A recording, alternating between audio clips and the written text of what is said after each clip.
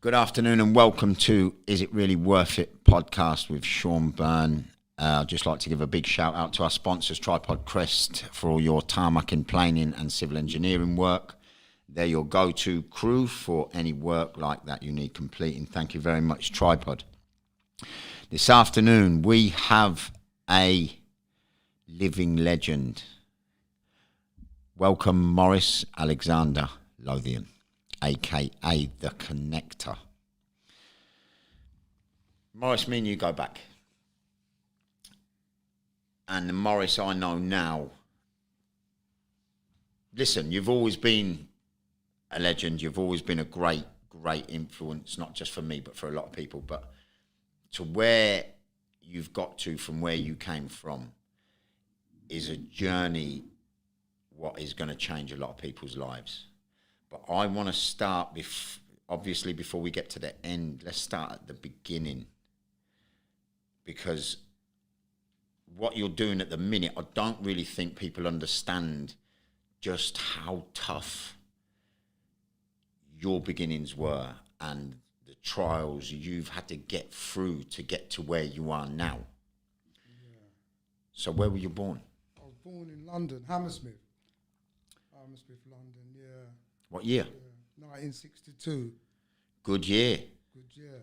Good year. Ali won the Olympics. Yeah, good year. Don't remember it. I certainly have read about it. Yeah. 1962, London, Hammersmith. Frank Bruno was born in the same hospital, Queen's Charlotte, 1962 too. You know, so he most probably was in the same bed next to me, you know what I mean, at that time. But I'd say Frank was a little bit of a bigger baby. Well, he most probably needed 2 beds, right? Serious. Yeah. Okay. Yeah. Family, how many in your family? Family, I had a brother, but he was in Jamaica. Yeah. There was 4 other siblings, Mick, Leonard, Jean and Rose. Do you know what I mean? That we all grew up in London, in Leytonstone, with my dad and mum. And, you know, life then was lovely, I would say, at that time. From when if I take you to the age of 7 years old, and seeing my dad, you know, go to work and things like that, playful times and everything, having your mum and dad about. I could remember looking through the window and seeing my dad going to work, Sean, right, and crying and saying, "Dad, can I come with you? Yeah. Can I come with you?" But I couldn't. Just looking through the window, seeing him walk up the garden path, right, and saying to myself, boy, I can remember at 7 years old, I just wanted to be with him all the time. But one day, Sean, man, he never came back. You know? Wow. That was sad times for me. Yeah. I always wondered why. More similar to me. Dad just gone. He never came back, and I struggled with that. But fast forward, you know, when I was by the age of 13, say 13, 14, I was going to school. When I look back, I was a disruptive kid, because not having your dad about, I used to be playing about. The teacher would say, do this, do that, and I wouldn't. But what stuck with me was when the teacher said, get in that corner, Maurice. You're not going to be nothing in life. Yeah. You're not going to be nothing in life, right? Sit in that corner, the humiliation and the disgrace I felt, you know what I mean? And degraded, I felt like crying at times. And this was in Northampton, because we had moved to Northampton. So this was in Northamptonshire. Right, so when your dad left, your family moved to Northampton? Yeah, well, if you want me to go through all the journeys, well, just briefly, let's just touch down on the journey, Mo. Yeah, you know, so you're 7 years old, your dad disappeared. Well, my mum and dad split up. I later found out they had a big argument because my dad had an affair.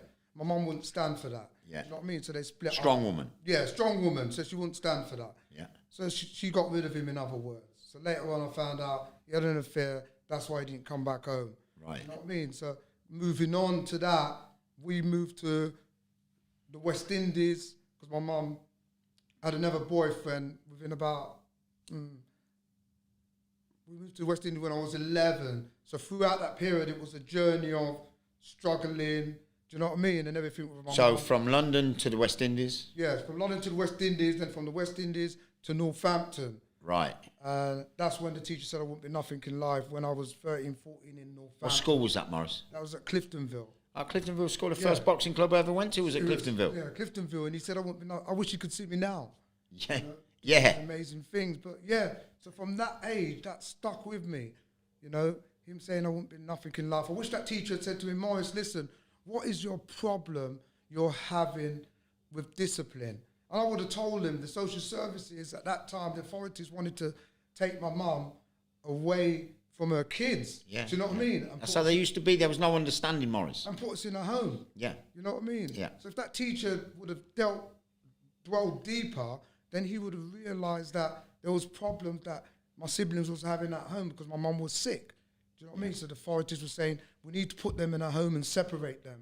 But thank God she fought back anyway, and we never went in a home, you know? Powerful woman. Yeah. Powerful woman. Yeah, lovely.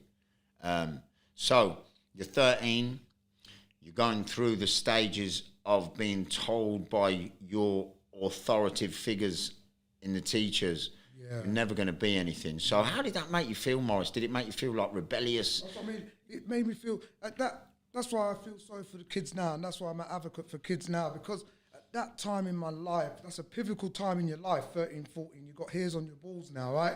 Yeah. Well, they've just dropped. Your voice gets deep. Yeah, so therefore you think you're somebody at that time, right? So when he said that, I didn't truly understand it because I didn't care.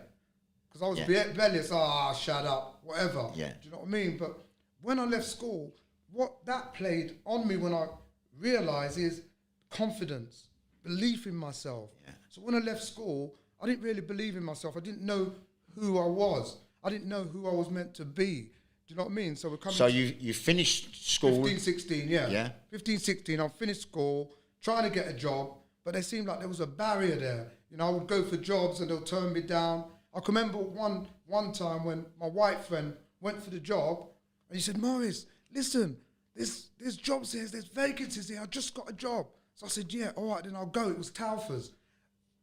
So I walked all the way to Telfer's. The meat place. Yeah. So I walked all the way to the place and they turned me down. You know, I struggled with that because he said there was jobs there. But I think it was to do with who I was at that time. Yeah. There was a lot of prejudice in that time. Yeah. But then fast forward, you know, I thought to myself, I ain't having this. I wanted to have money, man. You know, some of my friends were selling like drugs and smoking. So I started to smoke weed. And eventually I thought I could make some money the same way they were making money. When I look back now, I would have said to myself, continue doing what you wanted to do, which was a carpenter I wanted to be. Yeah.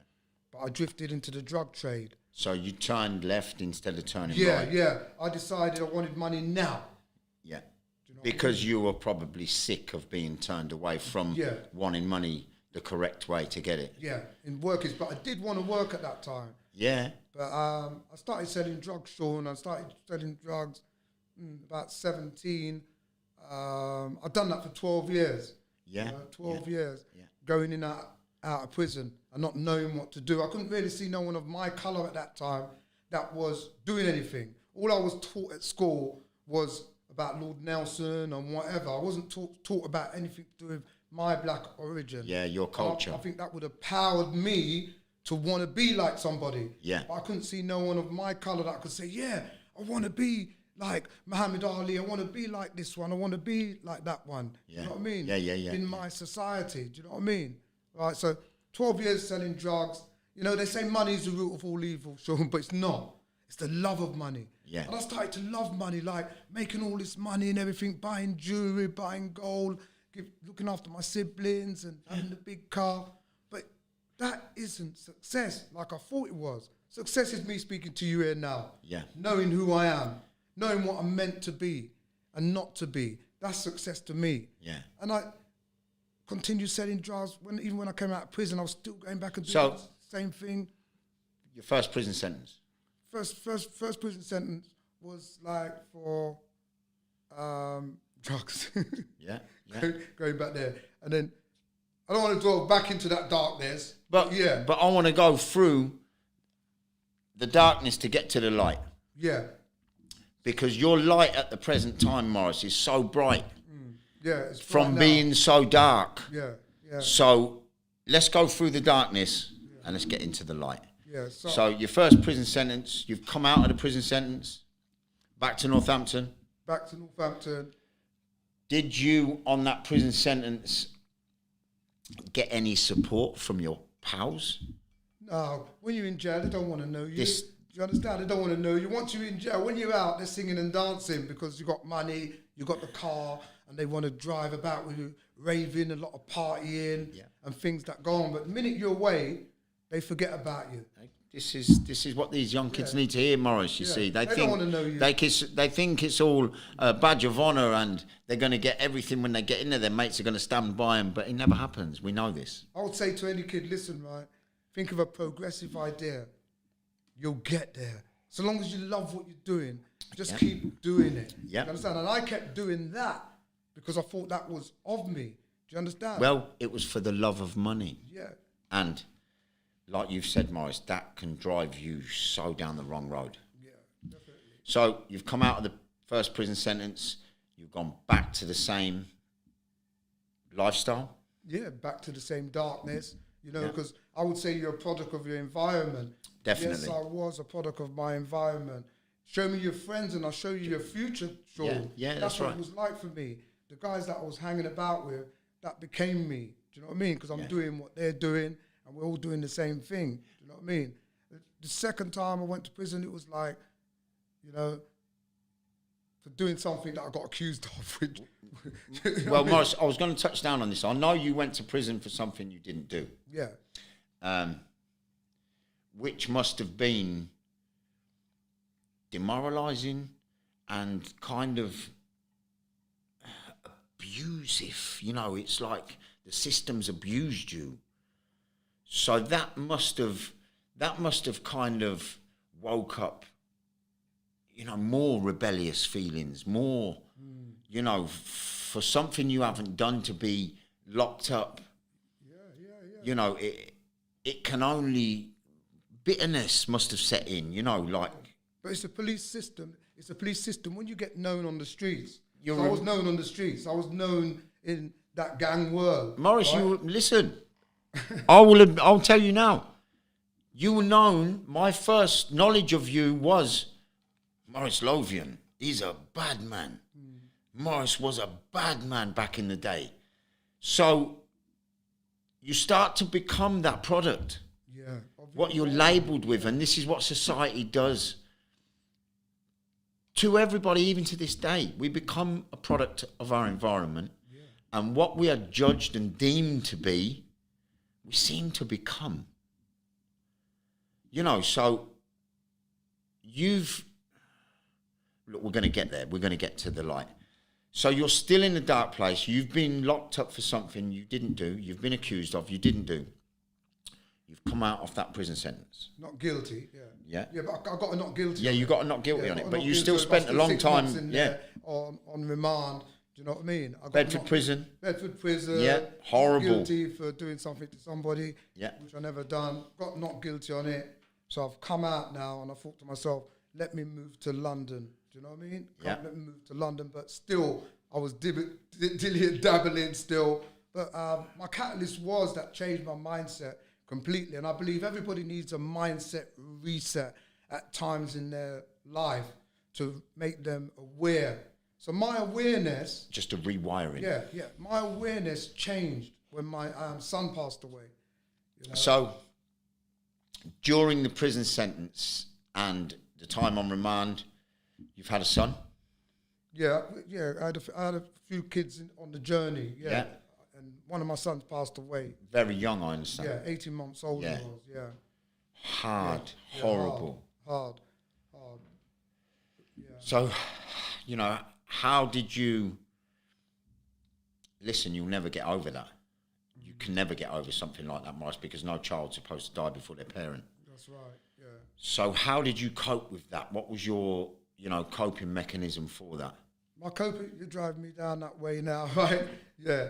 My coping mechanism was like I was seeking, you know, they say knock on the door would open, seek and you shall find. Yeah. So I was seeking, like I said, a mindset reset. My mum always used to say, Morris, come to church.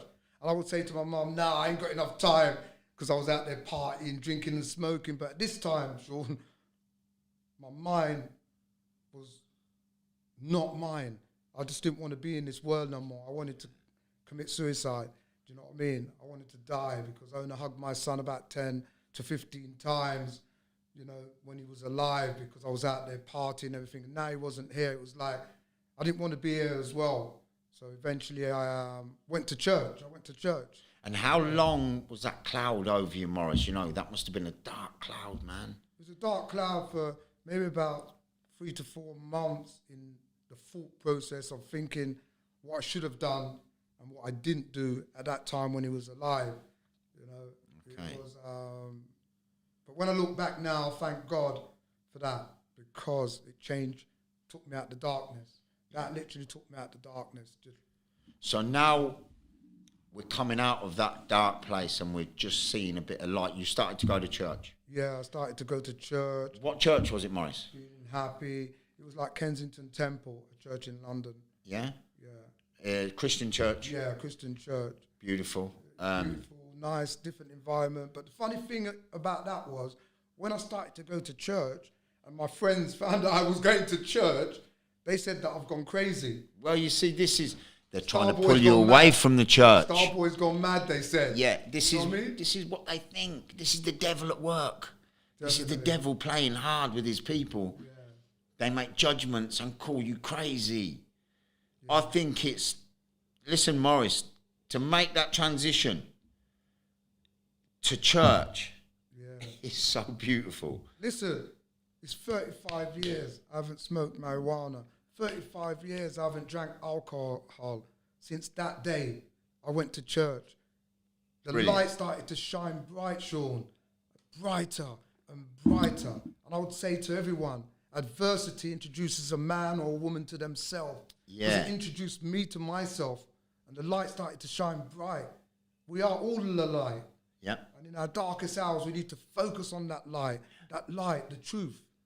You know, I started to focus on doing good things instead of doing what I used to do. You know, I just wanted to work, Sean. Many people, when I speak my story, they say, "Oh, Morris, bloody hell." Do you know what I mean? I say, listen, I focused on just working. I just wanted to work. Yeah. You know what I mean? Because it takes your mind off the negative. Yeah. Gives you a positive and gives you a focus and a goal. Yeah. So you found a little bit of peace in the church. Yeah. You've started working. What work was you doing, Morris? I was doing like any little job I would do, like, what was it? Double glazing as a salesman. Do you know what I mean? Yeah. Double glazing. I started off doing double glazing, sales work, and then I done started to do courier work, just earning money doing courier work. But one thing I got to say, I was enjoying it. And I would say to anyone that's listening, make sure you enjoy what you're doing, because if you enjoy it, then it will become you. If you don't enjoy it, you can change it, because change happens, progress doesn't, Sean. And I started to progress. I started to build up a momentum while I was working. And then what happened, I wanted to set up my own business. So me and my girlfriend, we got money together and we started to set up a clothes shop. You know, like a market I remember store. the clothes. I remember the clothes. I set up a market stall on Wembley Market and everything. I remember this, Morris. I remember you telling me at a boxing show. Serious, Yeah, brilliant. So now it's getting lighter by the day. Yeah, working and having my own business and everything like that. Yeah. You know, then what I done, she used to look after the clothes shop, right? Because we've got a shop in the end on the high street in London. So you went from the market stall. You've got your own shop. About 2-3 years, we was able to get enough money to get a clothes shop on the high street. This businessman, this gangster became a businessman. I couldn't even get a job back in the day. But I became a businessman. Do you know what I mean, right? You've just said it there, Morris. You became it. Yeah.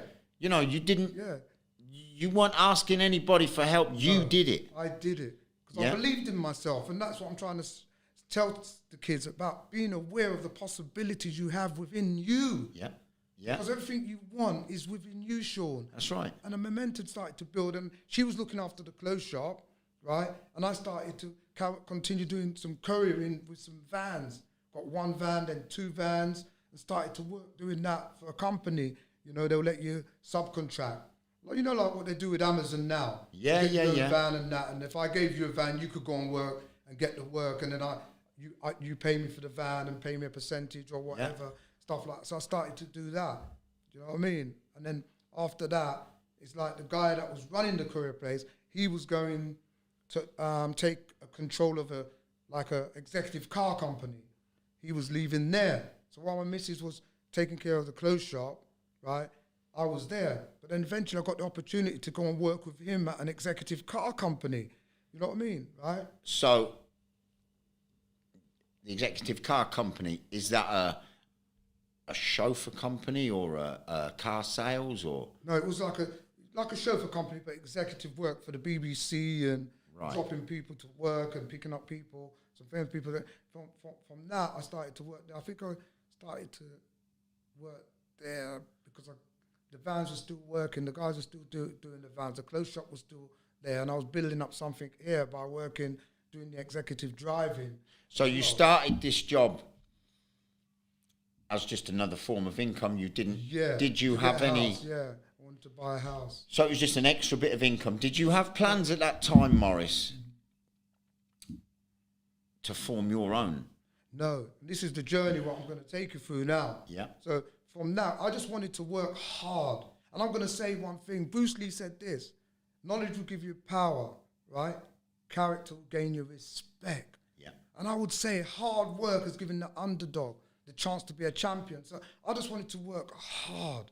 Yeah. Do you know what I mean? And my character became that of someone that with integrity just wanted to work now instead of selling drugs and doing that just to show my kids that their dad could be somebody.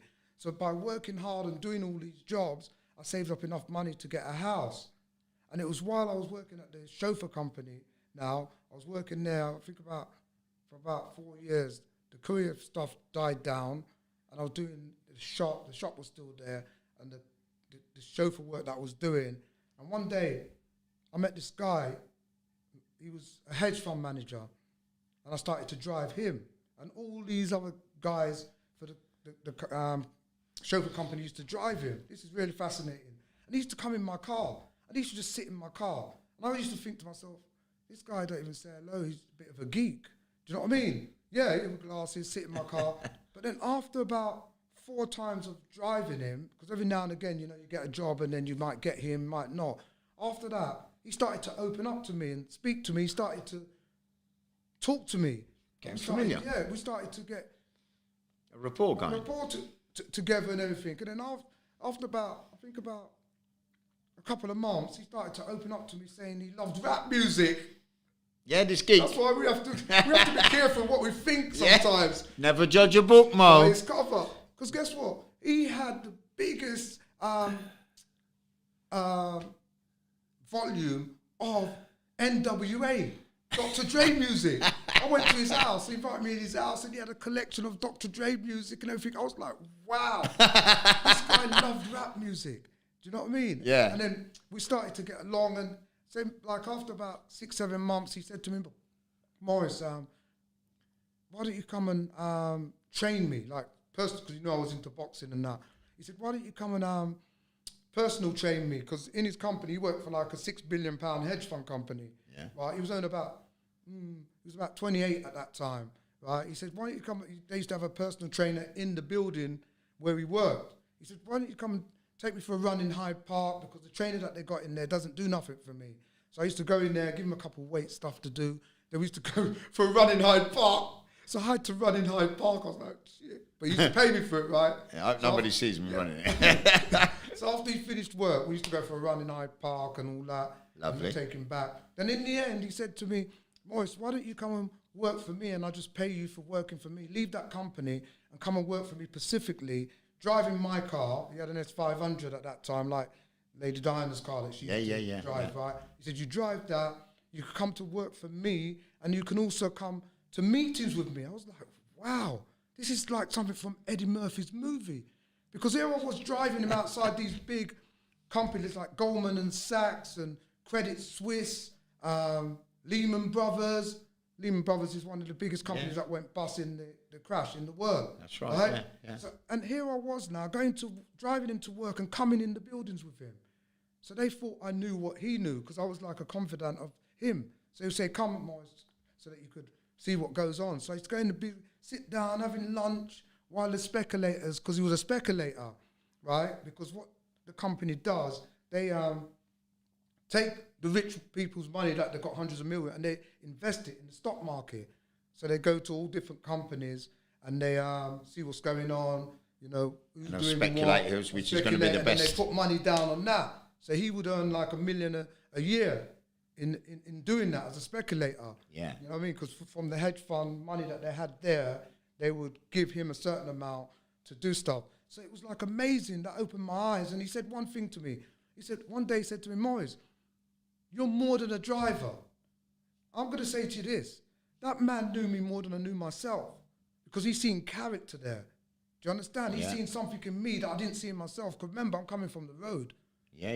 Building myself up, right? And he's seen something in me there. And when he said that, later on, I could see what he meant. Do you understand? Then I started to specifically just drive him, work for him. Even went to this Queen stockbrokers, Casanov. And let me tell you what they said. After I left that meeting, he came to me after, he said, Morris, a colleague at my work said, why did you take that guy into Casanov, the Queen's stockbrokers? Who was that guy you was with? He said, that was my guy that drives me, Morris. And when he was saying to me, he said, Morris, why would they go? The reaction he got from them because a black guy went in the Queen stockbrokers. I said, Steve, if that was a white guy, they wouldn't have said they wouldn't have said nothing. Yeah. It's because I'm black, but I don't. I said, Steve, my skin's thick because I've had to live in England, so therefore makes it even more satisfying, though, Morris. And then from there, what happened now? Within about a year, he was setting up a £1 billion company, like a hedge fund company, his own one with a partner. So he was setting up a hedge fund company. So he said to me, Morris, you could take control of the staff and this and that. I said, Steve, I could open like a executive car company to deal with your staff and your clients. He said, yeah, that's a good idea, Morris. And that's where my chauffeur company came from. And I set up with a partner because I didn't know nothing about administration coming from the street. But one thing I could do is talk and get clients. Yeah. So I got a guy that I used to work with. He came as the administrator, setting up the company, and I was the one that went out there and was getting the work. You got the clients, he sorted the office boring work out. Yeah. So that chauffeur company now, at this present moment, now drives Justin Bieber, Beyonce. I was just going to say, you know, you've drove... And all them people now, do you know what I mean? Usher... Yeah, even a couple of weeks ago, the Miss Worlds. Yeah, I picked up Miss England today. I picked her up again. She's going for Miss World. Yeah? Now, so I picked her up. But that chauffeur company stemmed from that. And that's what I want to say to everyone. Life is a journey, you know, but through the journey, things will happen. But it's how you perceive it to be. Do you know what I mean? How your mindset is to handle what's going on. And if you want me to dig deeper into the journey of... Well, I'm just going to shoot off here a minute, Morris. So, you've got your chauffeur company, and it seems to be going pretty well. You've had Floyd Mayweather, you've had Justin Bieber, Beyonce, you've had, you know, some of the biggest celebrities on the planet in your cars. So, you're doing very well in life and in business. Yeah. But at what point, Morris, have you, or did you get to? I think your gift is not just in business, Morris. I don't think... Listen, you've got a couple of good gifts. You're not a bad boxer. You're not a bad chauffeur driver. Yeah. But I honestly think your gift is giving back. Yeah, and most definitely. Because that's what we're here for, right, in this world. But, Morris, at what point during... Because a lot of people would wallow in their success and be content with that success and not really want to come out of that, because the comfort zone's a beautiful corner of the garden, but nothing ever grows there. Yeah. It's just a barren corner of the garden. Yeah. So at what point, Mo, have you, Morris, it takes a difficult decision in a comfortable lifestyle. You've got your house, you've got your cars, you've got your, your business will be employed till the end. Please God. So at what point in that lifestyle have you said to yourself, I'm not just content with this, I want to help and give back and try and change a life, because your life's been changed? There must have been a massive, event in your mind, Morris, because it's a big decision to embark on what you're doing now, and how effective. I'm gonna take you back so the viewers can realise that even though I had my success of coming out the darkness and became a businessman, that was this gangster being a businessman, but they're still live. Life is a journey. Yeah. And the first death in my family was when I was 14 years old. My brother got stabbed to death. He was 19, right? And Knife. I was 14. That was the first death in my family. So I didn't. Where did he get stabbed, Morris? He got stabbed in London? In London, yeah. He got stabbed to death, but that never really affected me. Was that gang crime or? Yeah, some trouble he had and all that. So, and they stabbed him, but he wasn't living with us at that time. Older brother, younger brother? Older brother. Right. Yeah, Tony. But so that was the first death. But what affected me after my little boy passed away at 18 months, that took me out the darkness, it's still a journey, Sean. And even though I became this big businessman, in 2007, I lost my sister. Do you know what I mean? In 2007, right?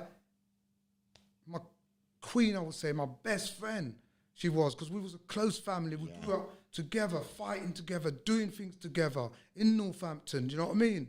At that time in my life. So I missed her badly. So I was knocked down. But I'm going to just say one thing here. When they say Morris the Connector, which is my name now, and they say ashes to ashes and dust to dust, I rise like a phoenix, Sean, through the ashes. Yeah, I've seen this. Because in 2007, that was my sister. In 2010, I lost my mum, my queen, that taught me manners and respect, that made me be the person I am, of integrity from within, right? That made me go to church in the end after all that persistence that pays. Yeah. Persistent is another word for faith, Sean. Yeah. And I went to church, right? She was now gone. And we used to say, at least we've got my dad. At least we've got our dad. Then in 2011, I lost my dad, Sean. Do you understand? So this is just a relentless beating of you, really. Yeah. But this is building me. This is what I'm showing you. Morris, some people let it beat them. Yeah, true. You've let it build you. I believe that God had control of what he was doing at that time. So every time I got knocked down, I got back up. And do you know what I mean? Look, right? With Morris, my mindset. I'm going to say this. God will give his best soldiers the hardest battles. Yeah. You know that. But the hardest battle was this one. When my common law wife of 35 years, she left 2 kids, a 13-year-old and a 30-year-old. When she committed suicide, this was the second time I wanted to commit suicide. I wanted to die. You know, there was many times, about 3 months of depression. I still had to bring up a 13-year-old, right? And still had to run my business, Sean, right? But I was in depression, going through depression. So what year did your baby's mum commit suicide? 2015, right? And I used to say, why me, God? Why me? I believe in you, God. Why me? But you know what, Sean? Now I say, try me. You know why I say try me? Because I know me now. Yeah. I know the resilience that God has given every one of us to embrace things, to get through it and grow through it. It's like going to the gym. You go to the gym to build muscle. Even though I ain't got a lot of muscle. I'll go to the gym to keep my mind sane. To build muscle though, but it's build muscle and everything. So what I'm trying to say, life is about the journey of building, like you're just saying. Yeah. So it's building your muscle and resilience and everything. That's what the journey is. The journey of life is experience to become. It's not about the pain. It's about who we become through that pain. Yeah. And I became this person that knows now everything is there for you. And you have to go through the pain to get to where you need to get to. Yeah. So that's why I say, try me now. Nothing could ever knock me down again. And God will never give us more than we can bear. Handle. So that's Ever. It. And then guess what? In 2018, I lost another son. Oh, Morris. So I've lost 2 sons. Do you understand what I'm saying? Wow, Morris. 2018, I lost another son. He was 34 years. God is trying you. In Northampton, right? He was found dead in his flat. But I'll tell you what, I have so much power and belief in God that I know that he has put me here for a reason. Yeah. So my pain is my pain. If you get hit over the head with a hammer, it's the same pain as if I got hit over the head and it's how we deal with it. Yeah. Do you understand? Yeah. So your second son's just passed away. Has that been pivotal in your decision to do what you're doing now, to connecting people? Well, the pivotal point of my journey was when my common law wife passed away. Because remember, I'm a businessman, chauffeur company, driving all the big stars, doing this and doing that. Yeah, the deaths in my family. Yeah, I'm overcoming those. But I want to say to everyone, to find your purpose, you have to also be enjoying what you're doing. It's in the doing, because we all have a gift. Yeah. We all have a purpose. And I believe we're here to serve once we've found that. And let me just take you through how I found my true gift and purpose, right? It was going through that darkness, and I came out the darkness of my wife passing away, right? And you've been in and out. You're a soldier, brother. You've been in and out of the darkness into the light, back into the darkness, back into the light. Serious. But guess what? With God there, the light shines bright. And I would say if I was still the gangster, Sean, I mostly would have committed suicide. But this is what the devil wants. Serious, I had the Father to look to and say, please, God, why? Why me? That's why I used to say, why me? But now I say, try me, because he made me believe in me and to get to know me. Amen. And when this person said to me, Morris, do you want to come and talk in the city of London about how you became a successful businessman? Years ago, I would have said no, because I would have been fearful of that. But my life became, through my journey, fearless. And when you become fearless, Sean, your life becomes limitless. Yep. And I said yes. Remember, I've never spoken on stage before. And in 3 months, she done the program, everything. I wasn't even Morris the Connector then. Morris Lothian's going to come and talk at this event. So what year was this, Morris? This was 2018. This was so still just yesterday, really. Yeah, 2018. She said, 2017. Yeah. She said, do you want to come and speak at this event? I said, yeah, sure. Remember, Sean, I've never been on stage before. I'm not a speaker. But the event came, so me and my son went to the event and everything. So I'm there now anticipating, because everybody's going up there, these big business people, millionaires and everything. So it's like a motivation. No, it was talking about business. There's 150 people there that wanted to get into business. So we have come now to speak about our business, how we was able to get into business. So I'm supposed to be talking about business as well. But hear what? When I'm looking, everybody's going up there with notes. But guess what, Sean? I've got no notes. I've got nothing. Guess what? This is freestyle. Listen, freestyle. I went up there with the Spirit of God, right? I went up there with the Spirit of God. Look, they're the best notes. Listen, only Morris, the connector, which I'm known by now, could say this, Sean. Remember, you're going there as a businessman. So my time came. I got it on tape. I'm going to send it to you, right? Yeah. So they said, would Morris Lothian come up to the stage? So I go up to the stage and I say this, right? Good evening, everyone. My name's Morris Lothian. My teacher said I wouldn't be nothing in life, but I wish he could see me now speaking in front of you wonderful people. I got the biggest clap. The biggest clap and everything. And then I went through my story a bit. I told them, I used to drink and smoke and not know what to do and that, but now I'm a successful businessman driving the biggest pop stars in the world and that. By the time I came off stage, right? Standing ovation, clapping, everything. And I came off and about 7-8 people came around me, Morris. That was very inspirational, they said. Very inspirational, Morris. You should continue doing that. I can't believe that's the first time you spoke. But the pivotal thing was, the next day, a teacher phoned me. And the teacher said, I heard you on Facebook, and the lady that organised it, which was Sonia, she gave me your number. Would you come to my school and speak and tell your story to the kids that are going through their GCSEs? I said, yeah, sure. He says, how much do you want? I said, I don't want no money. And it was when I went to that school in front of the kids and they seen a guy come from zero to hero. Yeah. Because you're the pen and paper of your story. It can be your glory. You could play the victim or the hero. I play the hero now, Sean, because I was the victim. And when them kids heard my story of how I came from, and now I'm driving the biggest because I showed them videos of Beyonce in my car and pictures of me and Justin Bieber and Mayweather. They were like, wow, it's like I was the star in the end. They was taking pictures of me and everything like that. And it was then I started to go to schools, because I got asked to go to schools to tell my story about a guy to come in and tell my story. And one day I was at home and I was there sitting down thinking, I was thinking to myself, the spirit, I could honestly say, said, Morris, this is what you enjoy doing.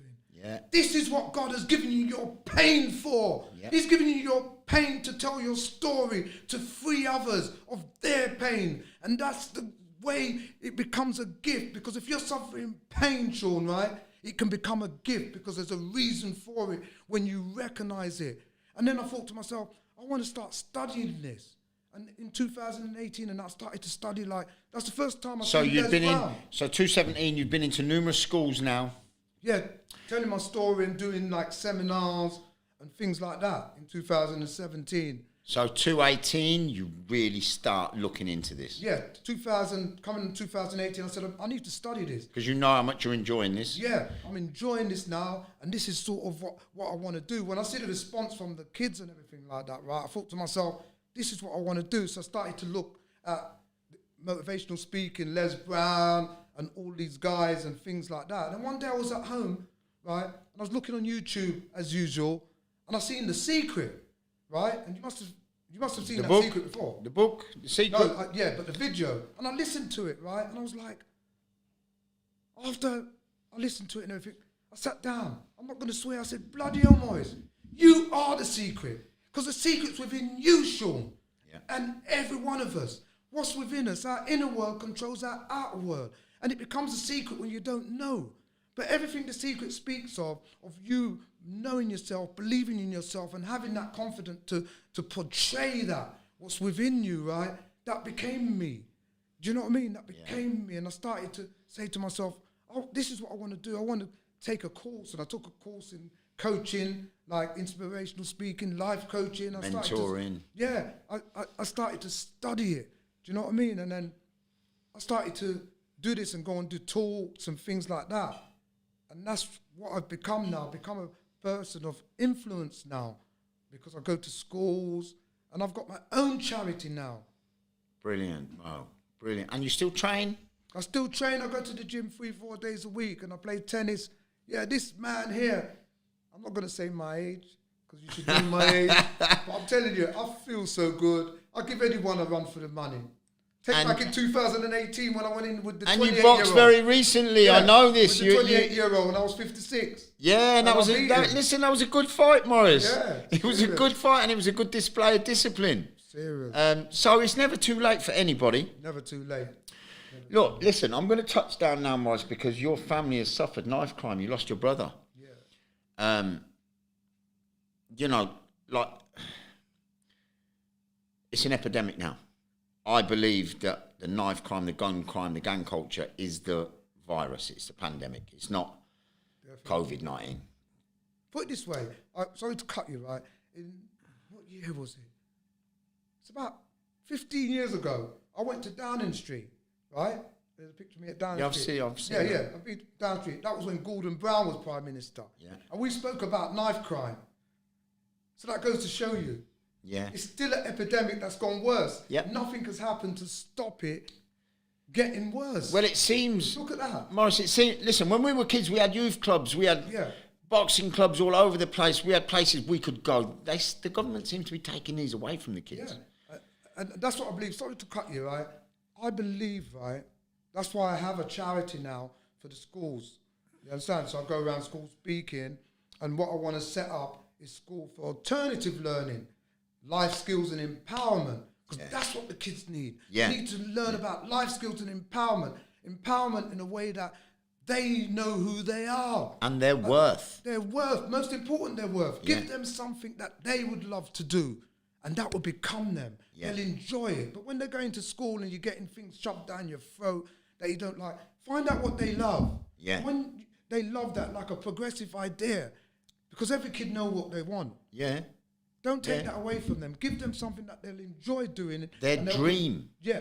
And then they'll continue doing it. Yeah. Yeah. That's what's needed. And that's what I'm setting out to do, you know, going around schools speaking about this. You know what I mean? Taking the kids that are suffering with anxiety and things. I'm going in there. Lack of confidence. Yeah, so I'm going in there, bringing out them to have confidence with my story and music and all different things, because you know you have kids at school that don't really want to talk, they're shy and all them sort of things. Bring it out of them, the lack of confidence. Yeah. That's what my program's about. Yeah. Beautiful. Yeah. But going back to the loss of your brother, it must have devastated your family. It devastated my family, but going back to my loss of my brother, I was 14 years old. You don't comprehend that at 14 of losing someone like a big brother. Yeah, you're going to cry and everything.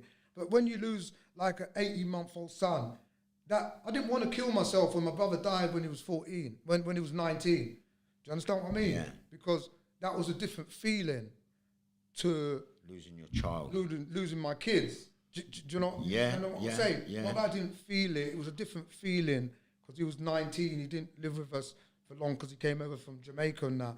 But I still lost a brother through knife crime at that time. And knife crime would always be there, I believe, but it's how we stop it from becoming an epidemic. Yeah. You know what I mean? Because there'll always be someone dying of whatever. Yeah. But when it becomes an epidemic where everybody's doing it and all the kids are... A lot of kids are going to school with knives because they're frightened of guys with knives. Well, so we it's a self-defense. Yeah. You know, they're looking down that self-defense road of, well, if he's going to stab me, I'm going to stab him first. Yeah. And this is where, you know, we went to boxing clubs, Morris, when we was kids. You know, like you said, the youth clubs. The youth clubs, Abington Vale Youth Club. I used to, you know, every other night I'd be down there, I'd be messing about. If there was a fight, it was fisticuffs. It was, you know, and then you'd go and play football together after the fight or whatever. But there's no choice for kids now, you know, and you know, families. We need to get to the core of things, and that's what I'm trying to do.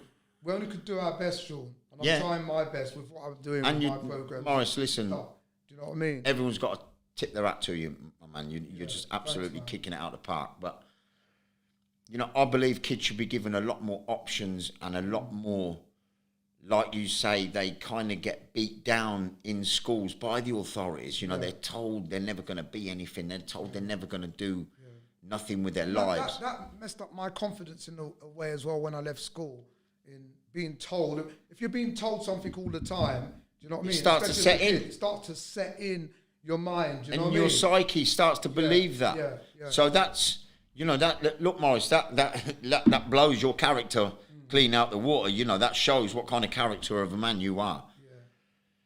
So, you know, the gang culture, the gun crime, the knife crime, the paths these kids are taking is just so negative if they're choosing that path. Yeah. You know, when they've got opportunities now. Look, if a child at a school, what you're coming to visit. Yeah. I mentor a couple of kids. Right. So you've got a couple of the kids probably in each school. Yeah. Yeah. I have a couple of kids that I mentor and just telling my story and trying to... It's about changing their mindset and their thinking, because you become what you think about. That's right. So what you think about all the time, you'll become. So if you give them something else to focus on, I mean, the sun doesn't burn unless it's focused. And if you focus on something, they say the law of attraction, that's focusing on something and seeing it.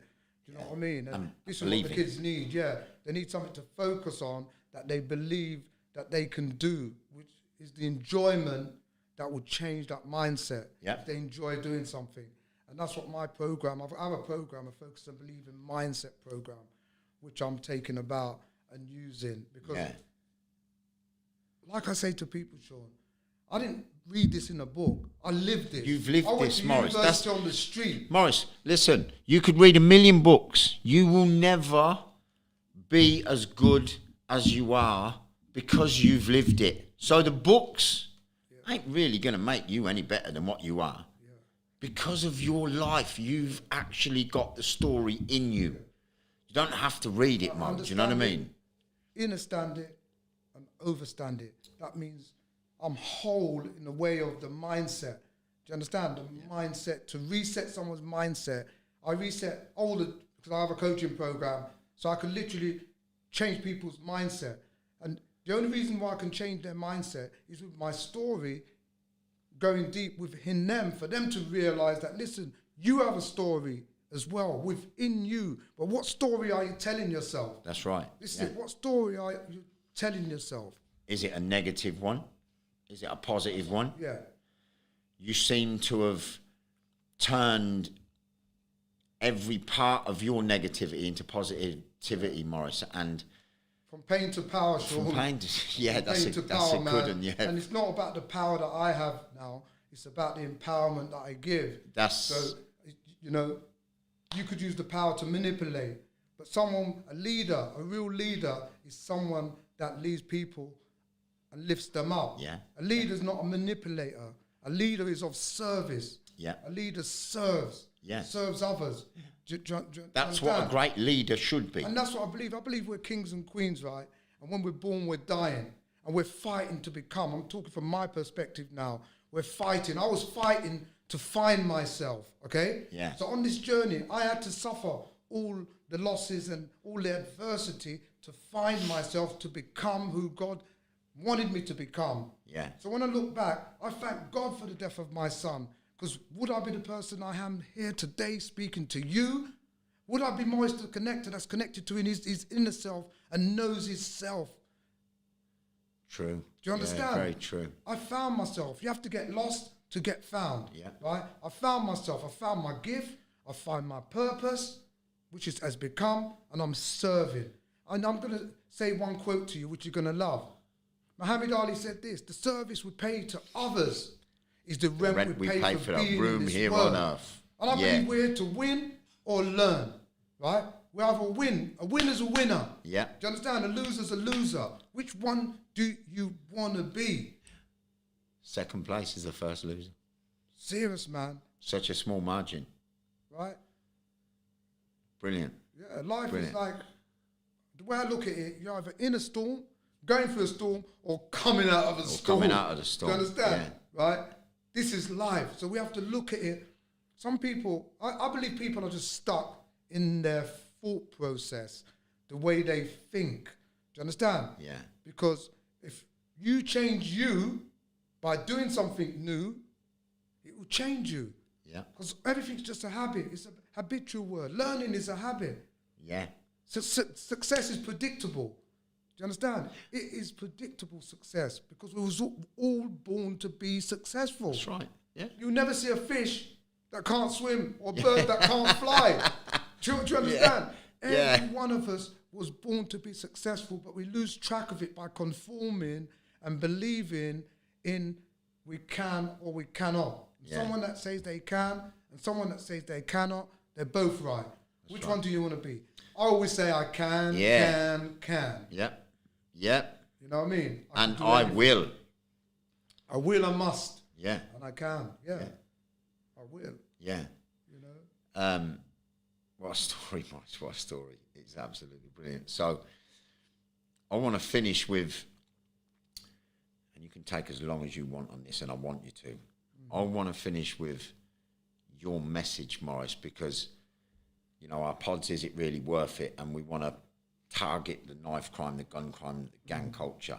But I also want to give people and everyone that watches and listens to this the not just the hope, but the drive to be the best they can be. And I know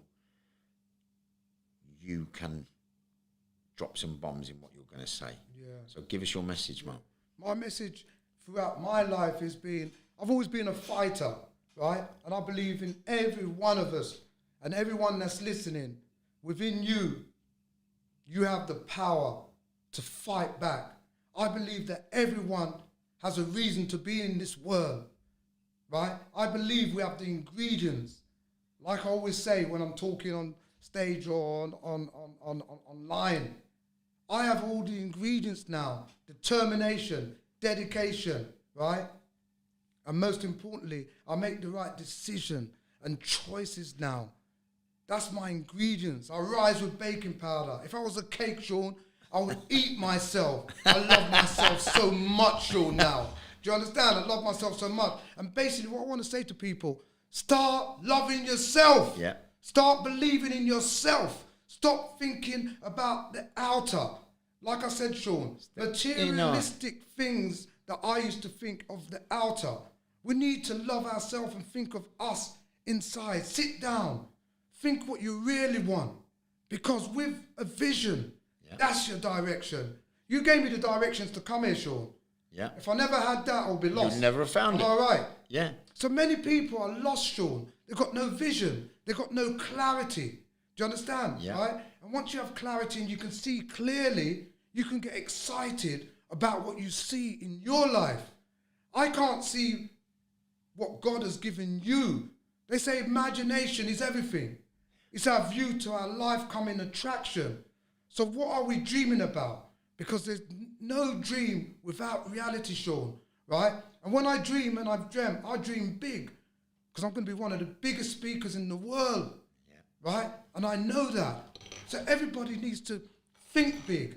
You'll become big, because what's inside of you is waiting to come out.